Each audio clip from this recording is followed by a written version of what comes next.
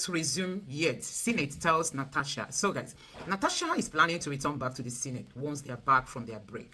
But guess what? She has received a notification that she can't return. The Senate is saying that until the court finalizes on this matter, that Natasha is not going to return. And we all know all the delay tactics that come with all this, It's being delayed now. Possibly the court might not even give any ruling or any final judgment on this that is going to favor Natasha, meaning Natasha might be heading to the Supreme Court. And a lawyer is here. He's saying that if Natasha goes to the Supreme Court might even delay it until 2027, meaning that Natasha will end up not returning back to the Senate. So guys, democracy is under threat. Because this is why many of those senators can't speak up. I mean, you can't see anything going on the floor of the Senate or in the Senate or in the National Assembly. And you as a person will rise up to protest. Sometimes we wonder why those that, ran under the Labour Party, those that were supported by obedience, why have they not been representing the people? They can't speak. If you speak, you go for it. Recently, the Speaker of the House commented about the recklessness in borrowing under the Tinubu's government. He said they are borrowing and we are not seeing anything. And that post went viral. I mean, that headline went viral. Within the space of 24 hours, the speaker retracted that statement, that wasn't what he meant. You know what it means if you criticize the Tinubu's government? It's either he's removed from that seat or he begins to battle some legal battles, or he might even end up being suspended and never to return again. This is one of the reasons why it is very difficult to stand up as an opposition on the floor of the Senate. So guys, I'm just going to allow you to listen for yourself how this lawyer has dissected this headline on whether Natasha is going to return or not. She is ready to return, but the Senate is saying, no, you can't return. It is not yet time. They are the ones to decide, even though there was a latest court ruling on that. Let me just allow you to listen for yourself from this legal professional so that you know exactly what is happening. But I tell you, democracy is under big threat. Nobody should speak against the Tinubu. You don't speak against Akpabio. You don't speak against any of these big wings in politics, because guess what? They have all it takes to ground you.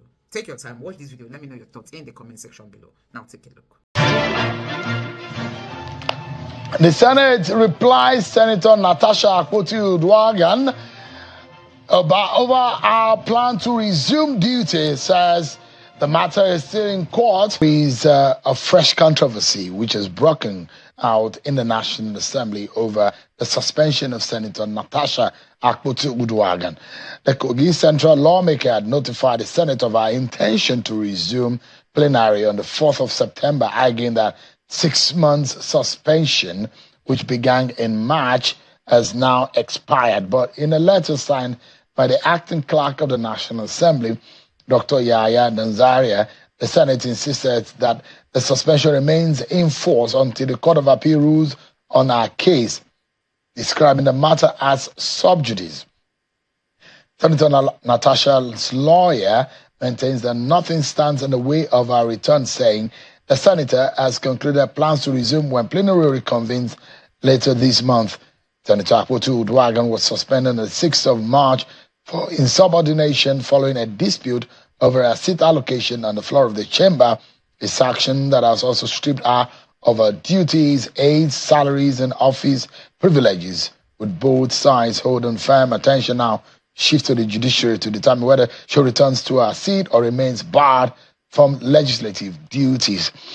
In course of all of this controversy, the senator had alleged sexual harassment by leadership of the National Assembly or the Senate.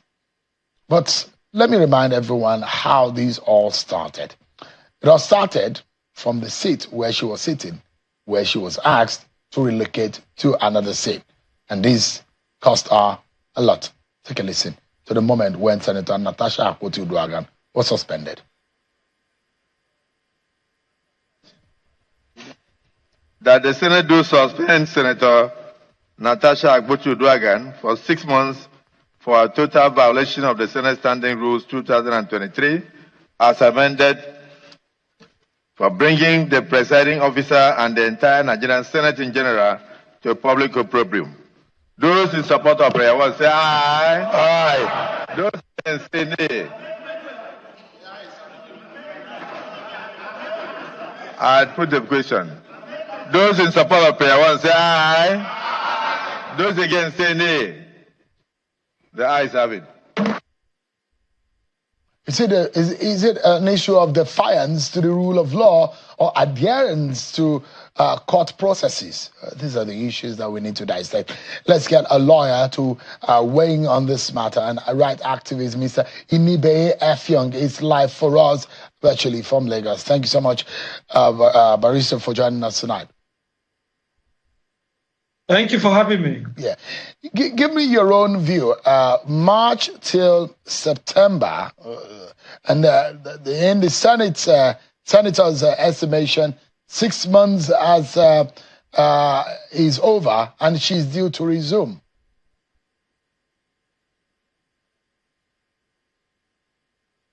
Well, what has happened really is, again, another indication that the whole controversy between the Senate President, Senator Akpabio, and Senator Natasha Akpabio had more to do with personal ego. The personalization of the issue has now been vividly demonstrated by what is now evidently an act of lawlessness on the part of the Senate. If you read the resolution of the Senate, passed, I think, on the 6th of March, 2025, the resolution was quite explicit on the basis for a suspension, number one, the duration for which a suspension was subsist, the precondition that she was required to attain or satisfy before the suspension can or may either be lifted or the duration be reduced.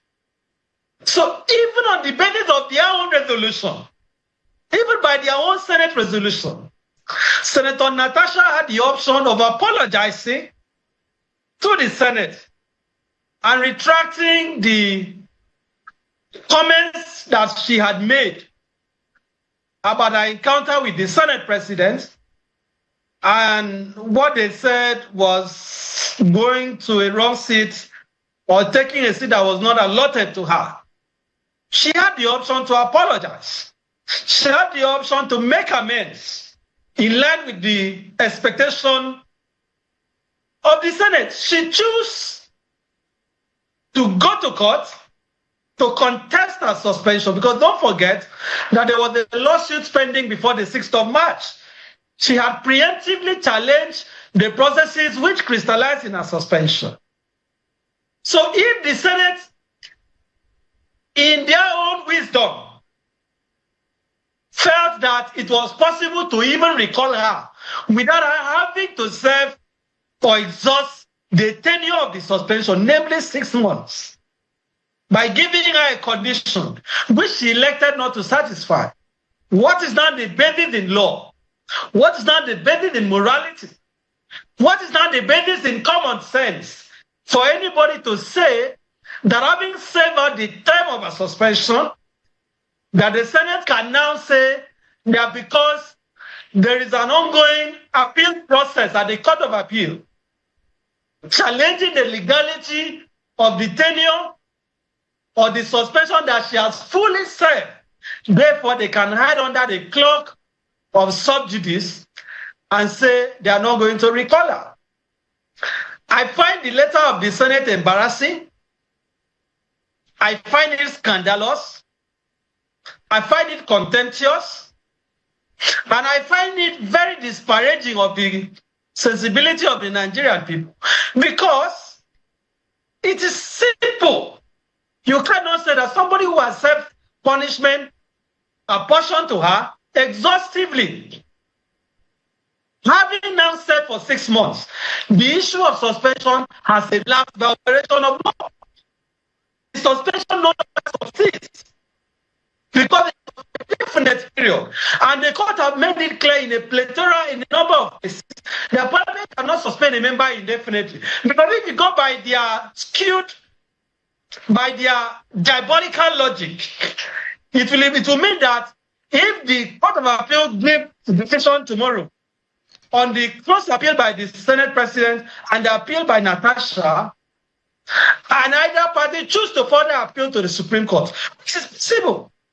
And the Supreme Court now decide that they are not going to decide the appeal till 2027. Senator Akpabio is telling Nigerians that Natasha will not resume her legislative functions. I find this very preposterous. But I am not surprised. I am not surprised at all. Yeah, let's take this issue one after the other. In law, the processes seems to be very straightforward. If you are going through a legal process, until such a matter is rested by any arm of the judiciary, either the appellate or the final court in the matter, one wouldn't have said the matter has reached its end, or else the parties, or if the parties have decided to stop and wouldn't go ahead to appeal the matter. But if there is an appeal that is pending, and the fact that they say, look, this matter is on appeal, yes, there is a judgment that was disagreed by the parties in the matter, it then means that the substantive matter, which is the suspension, is still being heard in the court. Does it not make sense? Or the stance of the Senate, does it not make sense? Is it not just a normal course of law or judicial process that they are following? No, not at all. You see, what I find very fascinating in this argument is that this is a fabricated controversy. This is a controversy that has been invented by the Senate. It doesn't really exist in the real sense. It is particularly, very outrageous that the Senate president happens to be a lawyer. Natasha is also a lawyer. Now, let's even go by the logic that you are putting forward. Let's play the role of the devil's advocate. Okay, there's an appeal process, an appellate process going on, right?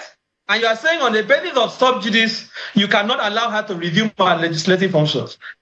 Shown as at the 6th of March, when the same Senate suspended Natasha, was there no action in court?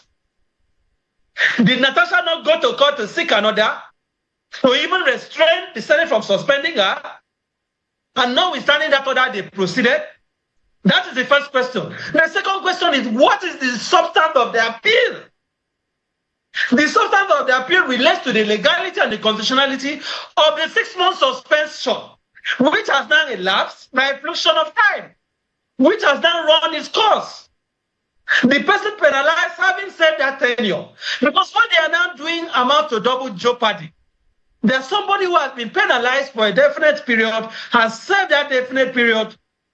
Let me give you an example.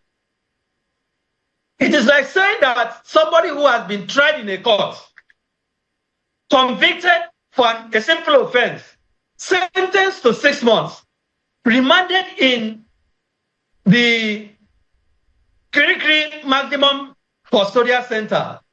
The person served 6 months, but because the person is aggrieved by the conviction and the remand and the order putting the person in custody, the person has gone on appeal.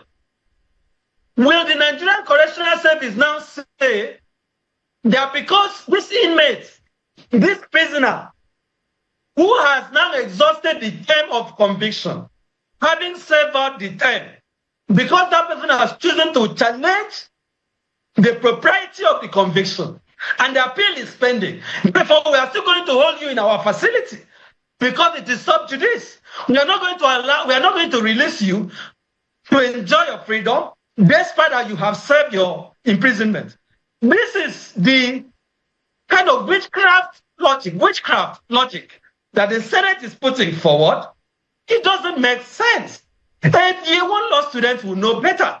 So for the institution of the Senate to be desecrated in this manner, for Senator Akpabio to use the office of the Senate president to pursue what is now demonstrably a personal vendetta, it now calls to question whether really was there a modicum of veracity in what Natasha said? If she lied about allegation against the Senate president, if all she said was false, why is Akpabio not allowing time and history to be dictated? How come that even after this woman has served by her punishment, you are still saying she cannot resume her functions? There is no further resolution of the Senate saying that duration of suspension has been extended. In any event, they cannot suspend her further in law.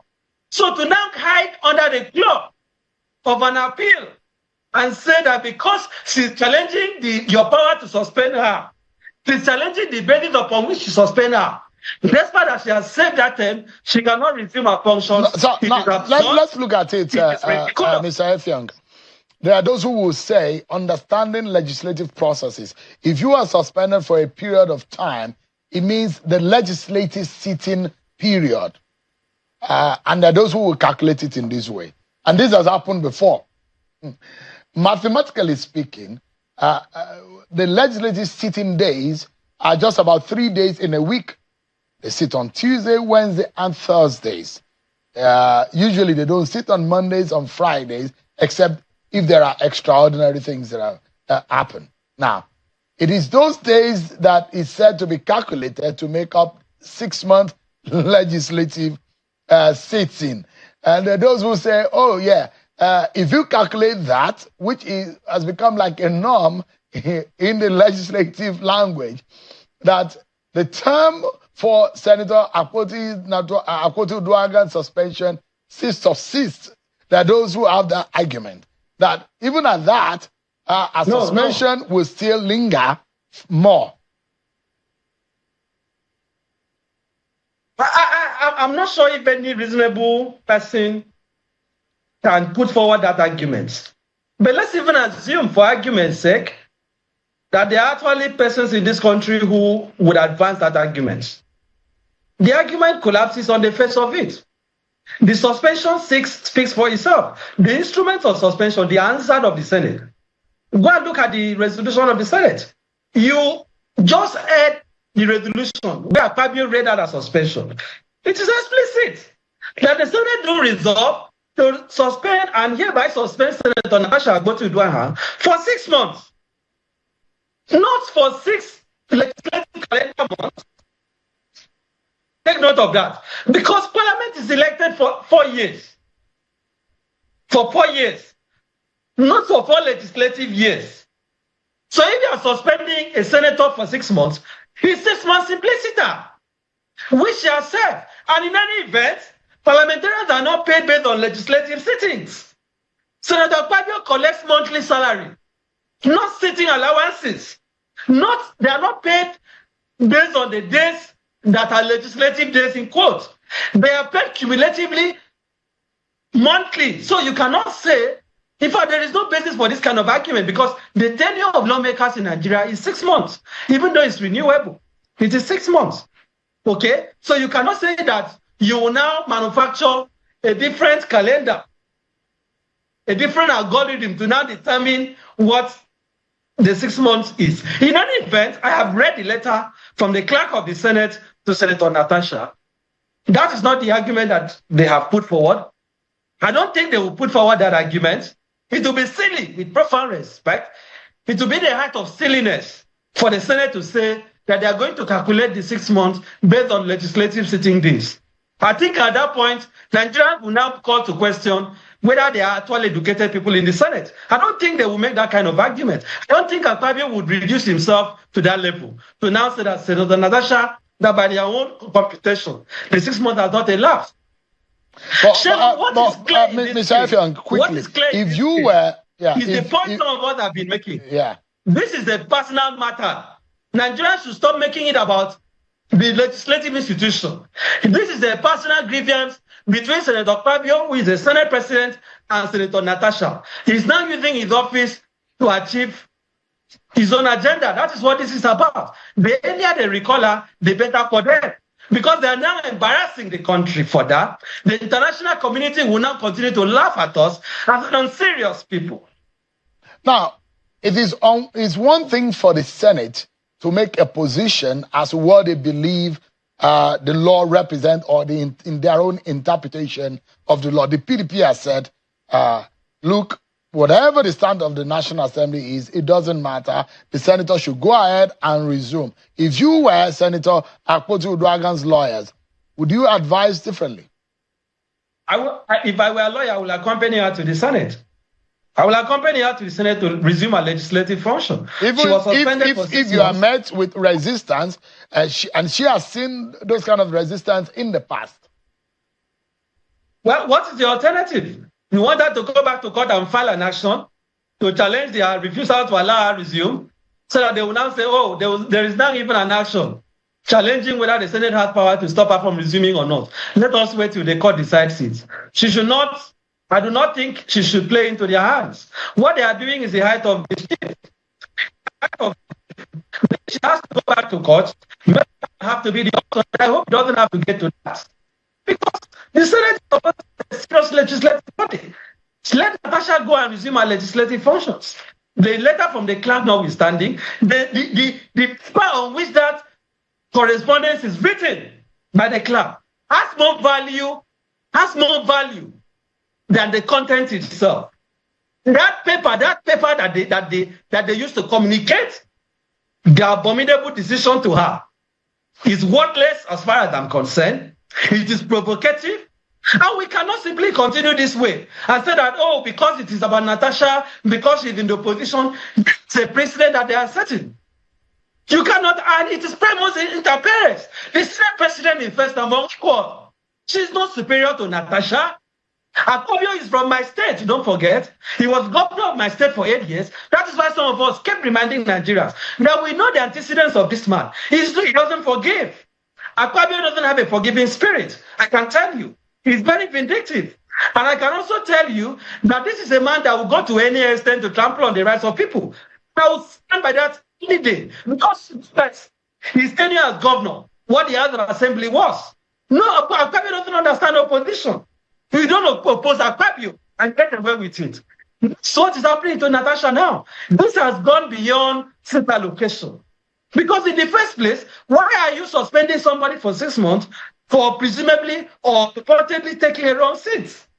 Does it make sense for 6 months that the people of Kogi Senatorial District who voted for her, they have not had representation, they have not had an opportunity for her to raise matters of urgent national importance, they have not had an opportunity for her to sponsor a bill to support her constituents, she has not been able to communicate the grievances of her constituents to the Senate. You are basically denying them representation. You have done that for 6 months. This woman has suffered for 6 months. She has now served 6 months. You are still simply saying you are not going to allow her to resume. I think Nigerians should now realize that this has gone beyond Natasha. They are challenging us. They are spitting on our faces. This woman should be allowed to resume. Senator Natasha should be allowed to resume. There is no logic behind the clerk saying she cannot resume. There is no law in support of it. It is also immoral. This simply cannot continue. She has served her time. Allow her to resume. It's as simple as that. And what they are now doing is since they don't have any regard for common sense should have prevailed by now. Look at how this has brought on embarrassment of the country. All right. Look at the the level of coverage that international media has given to this matter. And you are still saying, over my dead body, she cannot resume. This is not how to run a country. This is not how to build this democracy. We are not going to build this democracy this way. Because this is now military attitude. All right. Militaristic attitude. Dictatorship.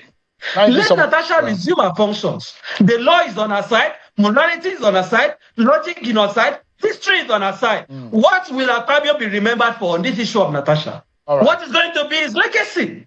Other people have been Senate President Shewun. What are they remembered for today?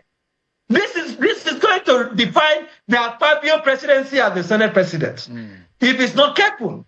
And I'm worried, as someone from Akpabio, that tomorrow, if I were to go to the Senate or someone from my state was to be a senator tomorrow and aspire to be Senate President, the embarrassing example of Godswill Akpabio will be cited to say, when somebody from your state was Senate President, this was how he embarrassed the country. That is why some of us are speaking up. If this madness has gone too far, it is time to put a stop to it. All right. Mr. Inibe, thank you so much indeed for your time tonight. I appreciate it. Thank you for having me. I appreciate it. Up next on the program, the Dangote NUPENG row gets us talking. Is it an issue of monopoly or stands on the rights of workers in the country. It's a new development which we will be telling you. NUPENG has called off its strike. We'll be giving you details, with Kevin Emmanuel giving us insight into the situation after this break, everyone. Thank you so much, everyone, for staying with us. We will be getting to the impact of the boardroom row, which has led to implications on the street, because we're already feeling it on the street.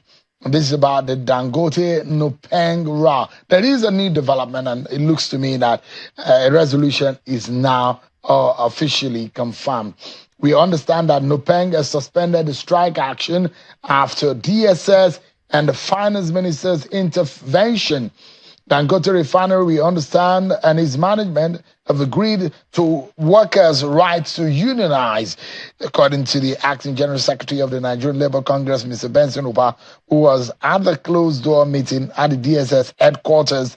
Both parties came to the agreement, which made the leadership of NUPENG to suspend the strike. The Ministry of Labour has confirmed the development and promised to send a statement soon.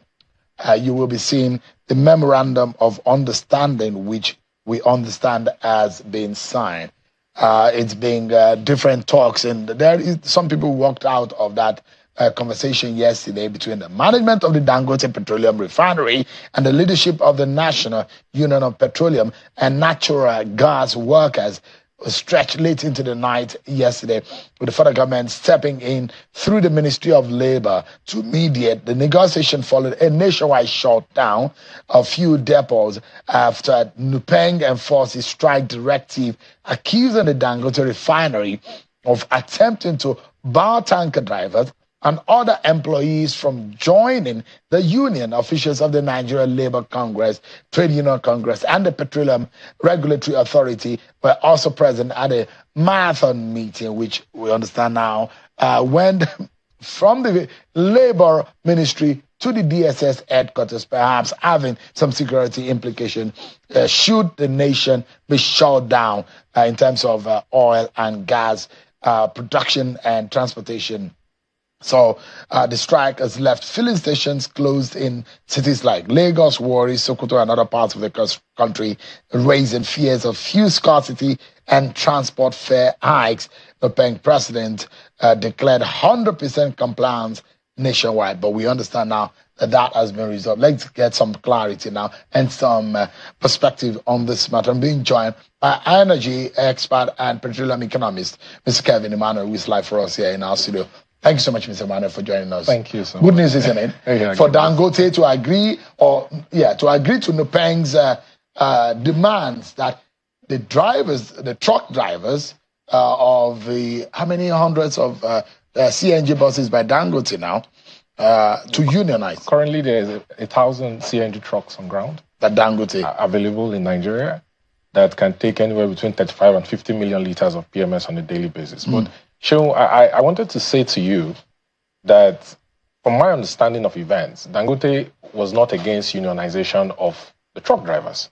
You see, I always like to situate things within the law. What does the law say? The Trade Union Act, sections 43, subsections 1B, says that a federal trade union cannot compel workers to join its union. It has to be on a willing basis. The argument of Dangote, from what I understand, has been NUPENG cannot compel his truck drivers to join the union if they are not willing to join the union. Dangote, of course, respects, because the refinery employs currently 40,000 Nigerians who pay personal income tax to the Lagos state government, right? Even if it's in a free trade zone, all right? So his argument has never been that, they can't join the union. His argument is that you have to obey sections 43, subsections 1B of the Trade Union Act, because he obeys the ILO conventions on rights of employees to freely assemble and congregate, sections 87, Convention 87 of the ILO Convention on Labor Rights around the world, sections 98 on collective bargaining. So the argument has never been that he stopped them from unionizing. It has been that you can't compel the workers to join your union if they are not willing to join your union.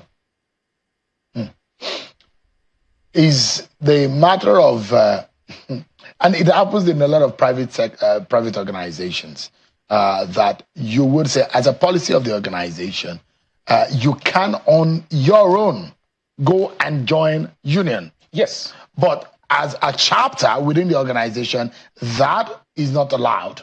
And the organization has the right to decide that, but cannot stop individuals from being part of a union, yes, which is the right of every worker. But you cannot also compel the individuals from joining the union, to join the union. If the individuals say they don't want to join the union, they have a right not to join the union.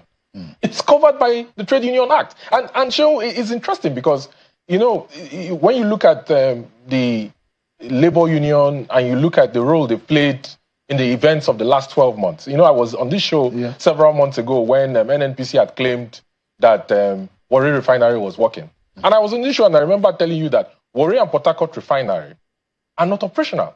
And 6 months down the line, I've been proven right.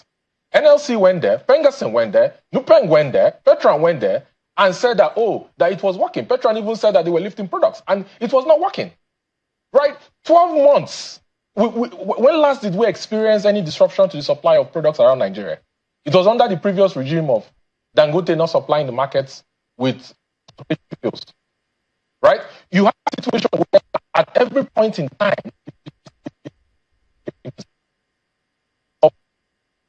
Gary came to say that the sulfur level of his diesel, AGO, does not meet up with the regulatory standards. Meanwhile, the actual people who don't meet up with the regulatory standards are the marketers who import to Nigeria, because nnamdi, as a regulator for the mid and downstream sector, does not have a lab to test for products at the ports as specified in the PI.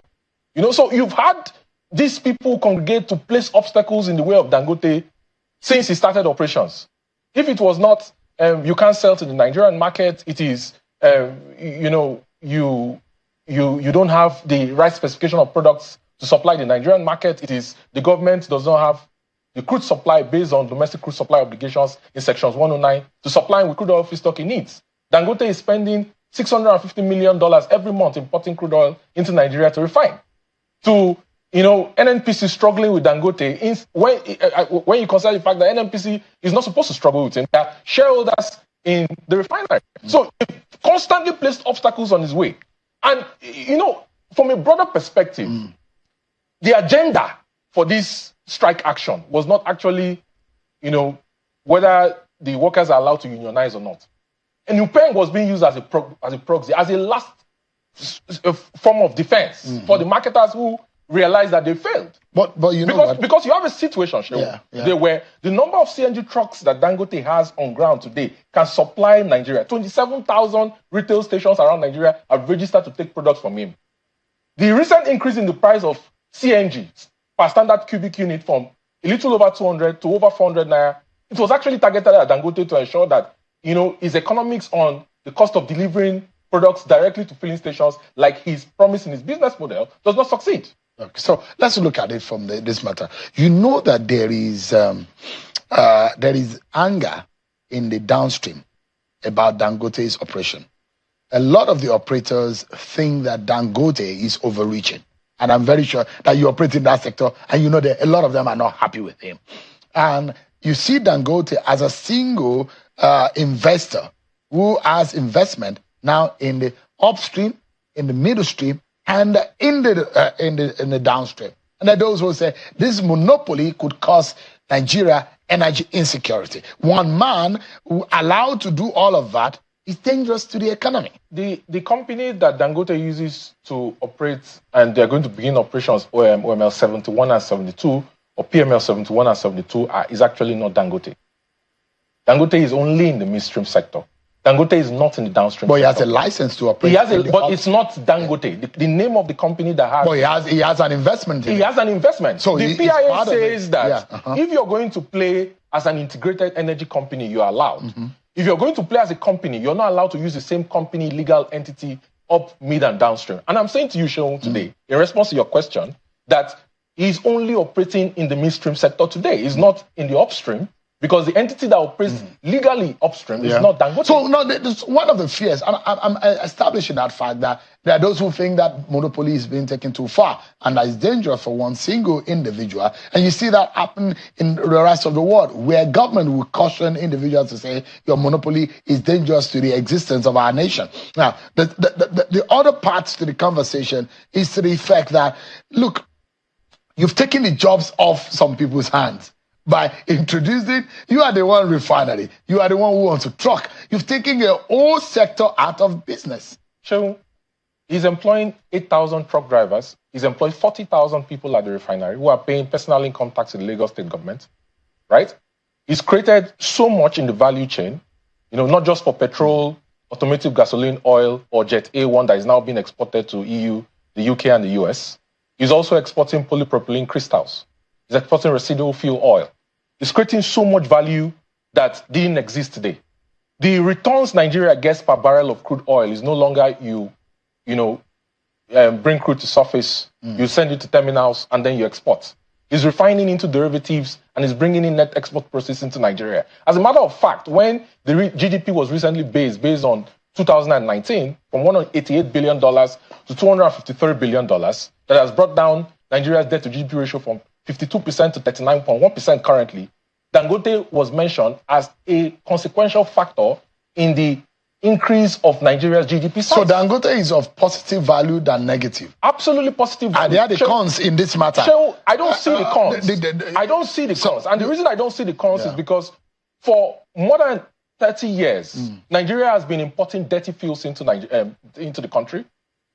We've not done environmental impact assessments to measure the impact of the dirty fuels. We've not done a public health inquiry. Does Dangote even allow the regulator to check? NMDPRA officials are stationed at the refinery. But they complain that Dangote will not allow them to check properly. No. I mean, that they don't allow them to do their oversight.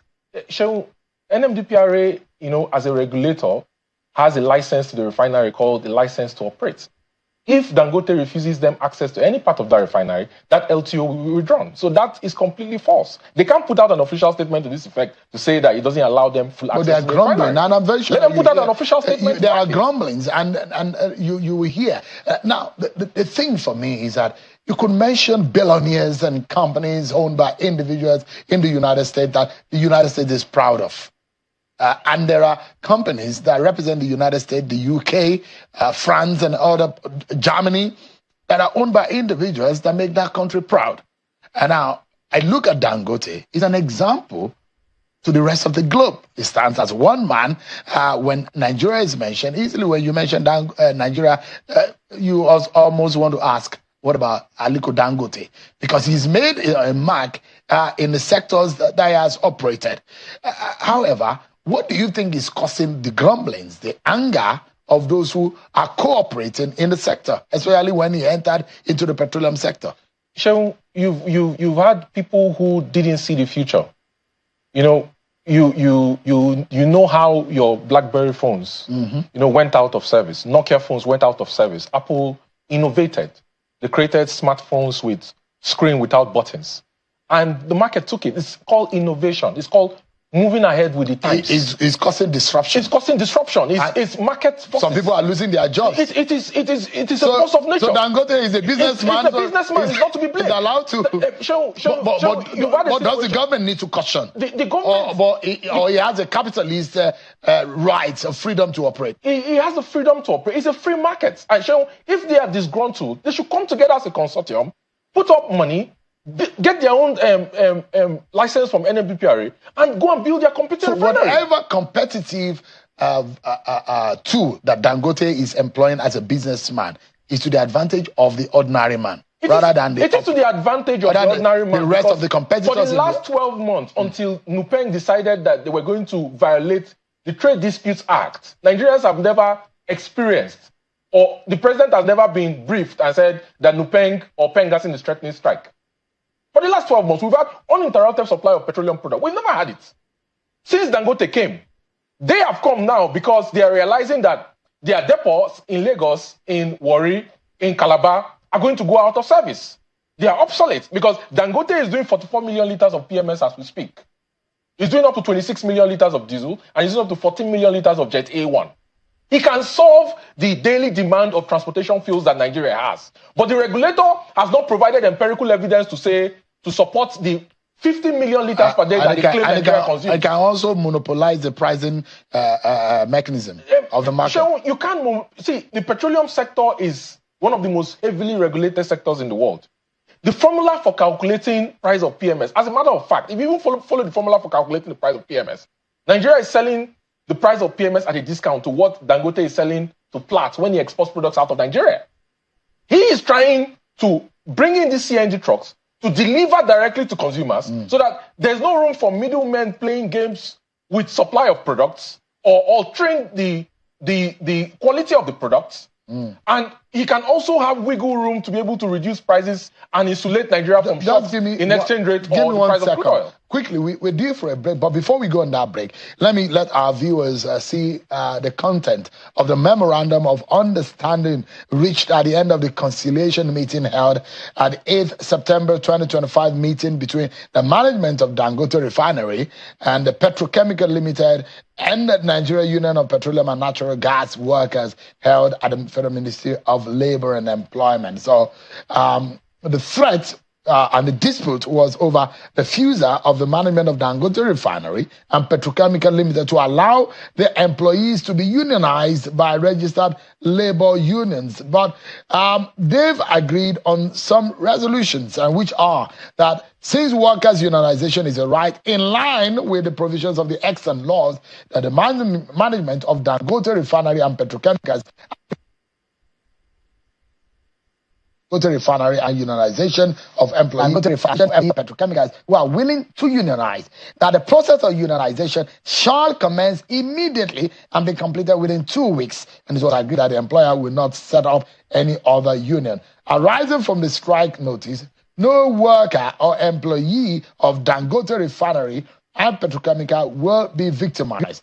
Parties will revert to the Honorable Minister of Labor a week after the conclusion of the engagement, and based on the MOU, NUPENG agreed to suspend the industrial action with immediate effect.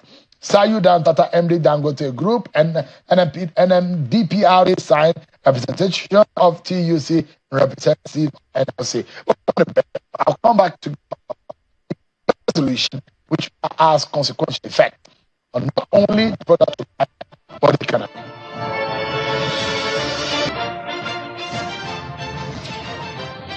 Thank you so much, everyone, for staying with us. Our closing moment with Mr. Kelvin Emmanuel, who is an energy expert and a petroleum economist. Thank you so much indeed for joining us. And so I read out to our viewers the communique and the agreement, the MOU between the Dangote Refinery and NUPENG, and it does seem to me that it's fair.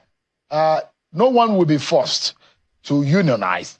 However, you will not stop anybody from unionizing, and you will not victimize anyone. There is a timeline to achieve that, and everybody goes home happy. And the strike is being called off. Good news, isn't it? Good news. But Cheryl, you know, I should also add, a part of the agreement is that there's an open access at the gantries, and the members of NUPENG can pick products from the gantries. They are not excluded. They are not barred from taking products at the gantries. It's open access. It's not a closed loop. And I for the sake of, I just wanted to add on the show, Dangote is currently importing about 10 million barrels of crude oil per month. It's about $650 million per month. You know, I have raised this point before, but I also want to encourage the government to look at the possibility of separating the OPEC quota, which is currently 1.5 million barrels per day, which I don't think is going to increase anytime soon, from the domestic crude intervention stock, and create a strategic petroleum reserve so that the operators can drill more crude into the strategic petroleum reserve and see that the domestic refineries in Nigeria, like the Dangote refinery, can have the crude oil feedstock that they need to refine, and they don't have to import and incur like $9 million of shipping cost on a monthly basis. It's very important for our energy security. Yeah, which makes a lot of sense. But there are those who say maybe some of these drivers were being told to sign some agreement to say they would not be joining. There's no evidence of such. NUPENG is the last line of defense for the marketers who realizing that their business is fading out. The likes of Dapman, Moman, and Ipman, they realize that the game is up.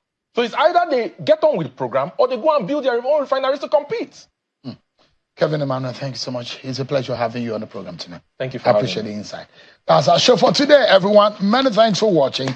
I'm Sean Kimale. God bless Nigeria. So guys, you have seen it. That is the situation on ground. Democracy is under big threat in this country. You will also what happened in Rivers State, you know. We saw what happened in Rivers State, how Rivers State now moved from a democratically elected leader being in charge to somebody who was just appointed. We just hope that that reign of impunity is going to end, because I think this month will be 6 months, according to the Tinubu's government, that the military rule or whatever kind of rule, the sole administrator's regime, is going to end after 6 months. Let's see how that goes. And then you also look at what is happening, you know, in this Natasha's case, because she spoke up, because she saw that somebody was just taking her for granted. She spoke up. Now see how they want to just end her political career. But thanks to God that we are practicing democracy. Even if they don't let her come back, she can still go back to the ballot and regain her mandate. You know, and regain her mandate. And all these people who are interested in destroying the democracy of Nigerians, they are the ones that Nigerians will keep voting out. If electoral malpractices are stopped in Nigeria, many of these people you see in the House of Assembly will never be there. If we stop vote buying, stop collecting money, we stop rigging elections, many of these people, like people have always argued that we have the worst ruling us, and that's why Nigeria is not moving. So if elections are properly done in this country, I bet you that many of the people you are seeing today will not be in power. It's because they always have their way, you know. They always have their way. That is why they will come out, threaten people, take decisions, and then the judges are in their pockets, the courts are in their pocket. Like Wike will always post who is that judge that is going to, you know, charge him of any criminal or whatever. This is it. Because they know that they have all these institutions in their pockets, so you can't do anything. Anyway, guys, before we end this session, let me just take you through these reactions coming from. There's this video from Fayose Jr. that says, they said Nigeria belongs to Hausa, Igbo, and Yoruba, but that's lie. Remove the Igbo. Stop including them because it's a lie. That is Fayose saying that Nigeria, Igbos are not included. Have you seen, there's this photo of, there was a recent discussion around the economy. Somebody tweeted that they had economy discussion on how to progress Nigeria's economical space. It was Yorubas who were there. There was no northerner. There is no Igbo man. Igbo man who is, will I say, the lifeline or the bloodline of businesses in Nigeria. They will tell you that the Igbo man is not supposed to be there. So the person tweeted that it, and now Fayose is saying that they say Nigeria belongs to Hausa, Igbo, Yoruba, that they should just remove Igbos. That is a lie, you know. Let me take you through some of the reactions coming from this. Let me take you through some of the reactions. This person said, you may not agree with his objective in context of Nigeria's ownership, but the nitty-gritty of his point is spot on. The Igbos have been unjustly treated in this country. And this person said, let them go. No. Give them presidency. No. Give them more states. No. How is it one Nigeria? Scam. And this person said the Yorubas keep taking the resources of Igbo southwest to develop their state. It's time to go back to regional government and let's see the region that will suffer it. Is it the Yorubas now? What about the North? The North has enjoyed more of the resources. This person said that's why the country will not move forward. How can a grown-up adults still think that Nigeria is Wazobia? The British did so much damage, and until we fix it, no way forward. This person said, so those Igbos running away from their land to every region to live and work are what?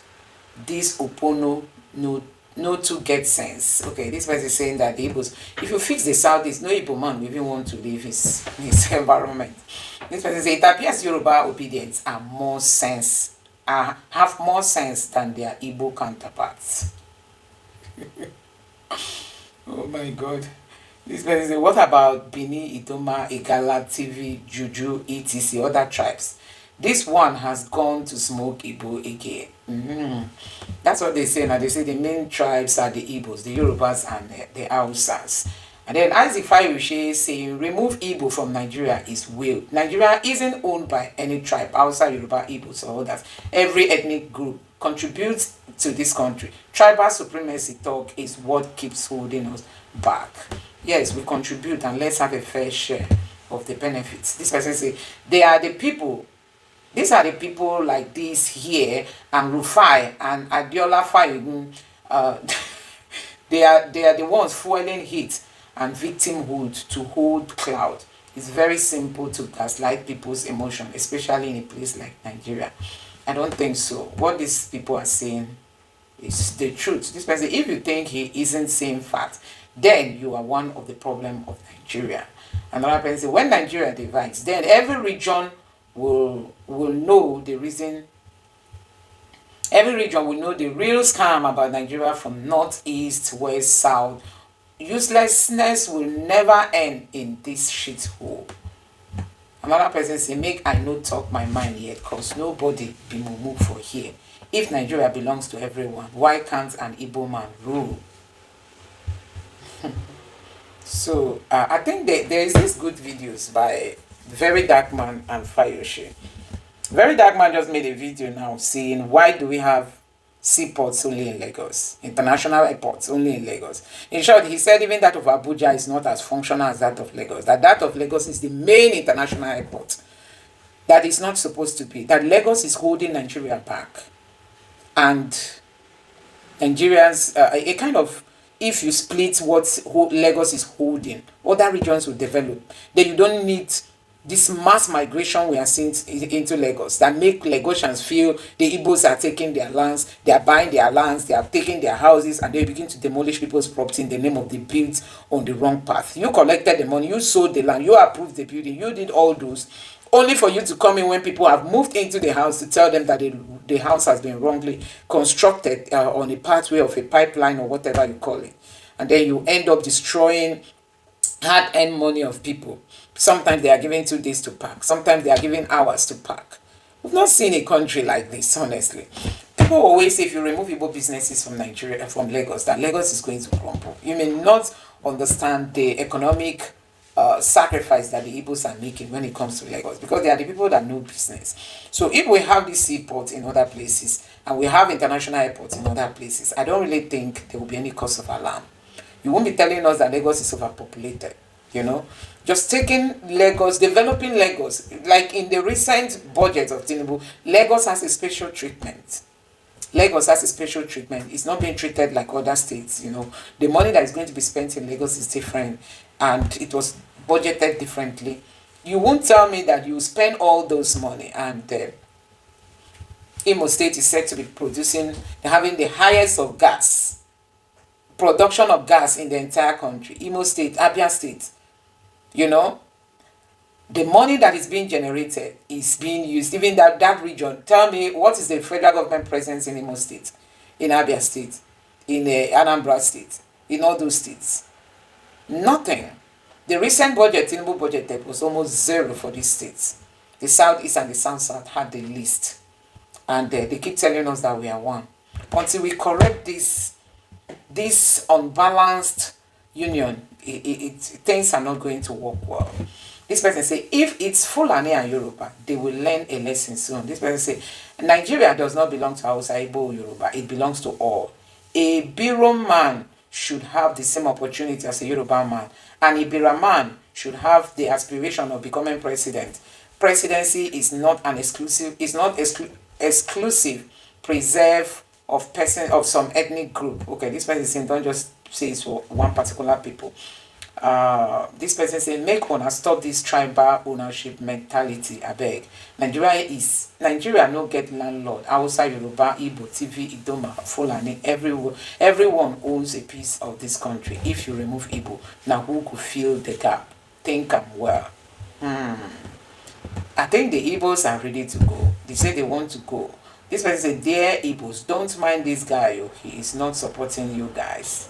And another person said, one Nigeria is a scam, Joe. How can you say we are one, but when it comes to the side of the Igbos, you will marginalize them and you say they are one. And you will say they are one?